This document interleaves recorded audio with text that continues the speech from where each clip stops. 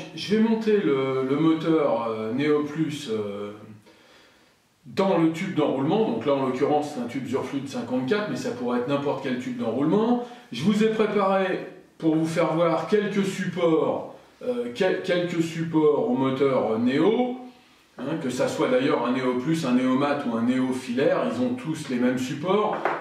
Ce qui est caractéristique dans le moteur Neo, c'est sa tête avec ces deux ergots là, hein, qui sont plats, qui sont sur le côté, donc qui vont venir se bloquer dans les supports à ce niveau-là. Donc si on a un support plastique, ben, c'est bien se clipper directement dedans. Si on a un support métallique, il faudra utiliser les goupilles plates, mais que vous avez démonté, puisque bon, c'est un remplacement de moteur, donc vous êtes censé avoir récupéré les pièces qui permettaient de fixer le moteur dans votre volet roulant. En tout cas, bon, je vous ai présenté quelques pièces, quelques supports qu'en principe vous n'avez pas démontés, qui sont restés sur la structure du volet roulant, puisque le but du support c'est de rester fixe et de pouvoir démonter la tête du moteur sans démonter le support. Voilà, donc différents supports, il y en a d'autres, hein, mais le principe c'est qu'ils ont toujours deux fentes sur le côté pour bloquer la tête. Voilà, donc ça, ce sont les supports des moteurs Neo.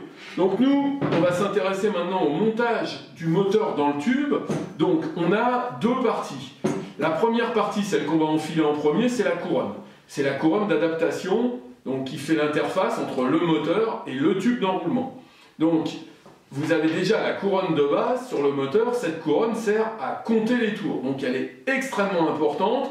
Alors qu'on a l'impression qu'elle tourne un peu dans le vide, elle entraîne la cage fan course qui elle va compter les tours. Donc c'est très très important que cette pièce là soit correctement montée. Donc on voit ici qu'il y a un petit tenon. On va voir ici sur la couronne qu'il y a une mortaise, et donc cette mortaise va venir à l'intérieur du tenon. Bon, chez Nice la couronne est ouverte, hein, elle est en une partie mais elle est ouverte, et c'est donc cette mortaise qui va immobiliser le tenon. Voilà. Donc là, on est enfoncé.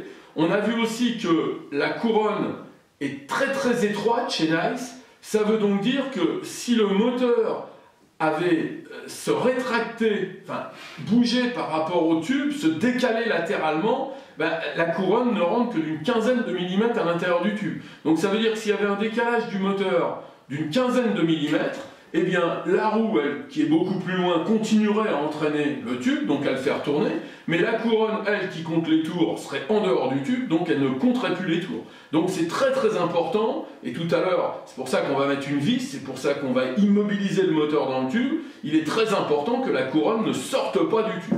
Bon, maintenant, on va mettre la roue d'adaptation, donc qui, pareil, est faite pour... C'est l'interface entre ce carré du Neo, puisque c'est un carré de 10 sur le Neo, et le tube Zurflute 54, hein, donc il y a des jeux de couronne et de roues pour tous les tubes du marché. On va mettre le petit clip de verrouillage à ce niveau-là, qui est facile à mettre et à retirer, et voilà. Donc là, on a adapté notre moteur au tube d'enroulement. Maintenant, on va faire quelque chose qu'il ne faut pas oublier de faire, qui est une précaution, c'est-à-dire justement pour pouvoir immobiliser le moteur dans le tube, ben, il faut savoir, une fois qu'on va avoir enfilé le moteur, où est la roue pour pouvoir mettre une vis à l'intérieur de la roue.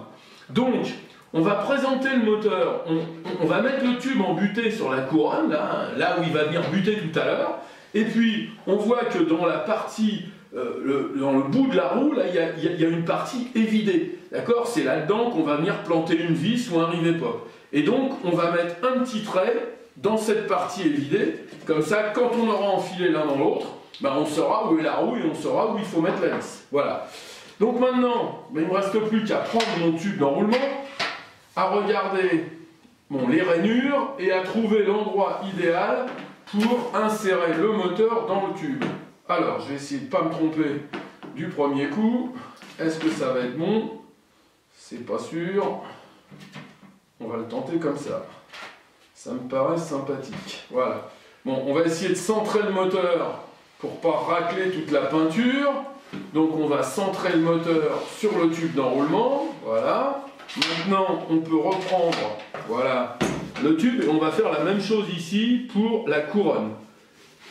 Donc, la couronne. Ici, il y a le double pli. On va mettre la partie échancrée, je suis pas bon, donc c'est celle-là. Voilà. Donc là, je vois que mon moteur est rentré complètement buté à l'intérieur de mon tube d'enroulement. Donc je n'ai plus qu'à prendre le trait de tout à l'heure, je sais que ma roue est à ce niveau-là, et je vais pouvoir insérer une vis à l'intérieur. Donc les tubes sont dans des épaisseurs très très faibles, hein. Donc en général on arrive à poinçonner le tube assez facilement avec une vis Parker et à visser de manière à ce qu'on immobilise le moteur à l'intérieur. Donc si vous prenez une visseuse, allez-y mollo, parce que, encore une fois, il n'y a pas de résistance, hein. Donc sinon vous allez foirer le pas, et la vis risque de sortir toute seule, qui fait que tout ce qu'on aurait fait ne servira à rien. Donc vérification, alors encore une fois, vous aviez peut-être un moteur avant qui était plus long ou plus court, hein. Les longueurs des moteurs peuvent changer. Bon là, étant donné qu'on a présenté le nouveau moteur devant, on est sûr que notre vis va tomber au bon endroit. Donc la vérification, bah, c'est ça, c'est d'essayer de mettre le moteur à la verticale et de voir si ça sort. Et bien visiblement, ça sort. Donc là, ben, j'ai bien tout fait, sauf que la vis est tombée dans la partie de la roue qui est creuse par Nice. Donc il va falloir que j'aille mettre ma vis au même endroit, mais à la même profondeur, mais sur un autre côté, puisque le seul endroit où c'était creux, c'est là où j'ai mis la vis. Voilà, donc d'où l'importance de la vérification. Donc je vais aller mettre ma vis, je vais tracer ça, je suis ici. Je vais noter là, voilà, et maintenant je vais regarder, je vais représenter mon moteur devant pour voir si à cet endroit-là, voilà, bon là je suis en plein milieu, de la couronne à cet endroit-là. Donc je vais refixer, je vais remettre mon moteur à l'intérieur du tube, en le remettant de la même manière, sinon je risque encore une fois de retomber dans la partie évidée, auquel cas ça servira absolument à rien. Donc pareil, je centre pour essayer de parier la peinture, sinon ça fait déjà 2 fois que j'aurais risqué de rayer. Là, je positionne, ok, je me mets ici, je regarde si ça s'enfile bien. Là, je remets la vis maintenant sur le nouveau trou que j'ai tracé tout à l'heure. Bon là, c'est une petite vis. Donc je la prépositionne, je vais présenter le trou, voilà, ça doit démarrer, et je vais essayer de visser correctement dedans. Bon, c'est une vis autoforeuse, mais on pourrait le faire très bien avec une vis Parker, hein. Voilà, a priori, je ne tombe pas dans du creux, ce qui est très bien. J'y vais. Je le fais avec un tournevis. Encore une fois, j'aurais fait la visseuse pour démarrer, ça aurait été plus sympa, ça aurait été plus rapide. Mais bon, là je le fais comme ça. Voilà, une fois que c'est parti, ça va tout seul. Voilà. Donc, voilà, ma vis maintenant est complètement vissée. Voilà. Je fais ma vérification, et là, voilà, mon moteur ne sort plus. Il est bien immobilisé à l'intérieur du tube.